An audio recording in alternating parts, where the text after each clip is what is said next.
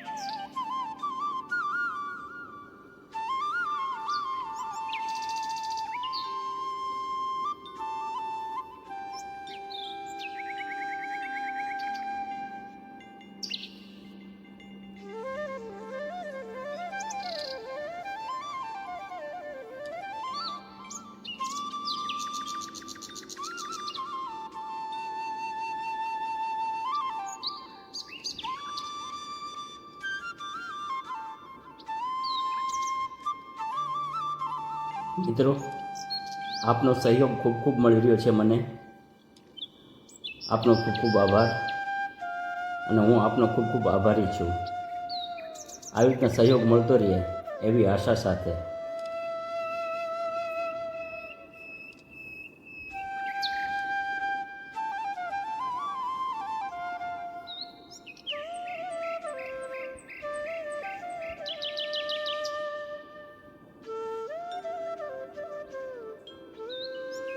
મિત્રો, આ એ જ ચોરી છે જે આપને આગળ મેં વાત કરી.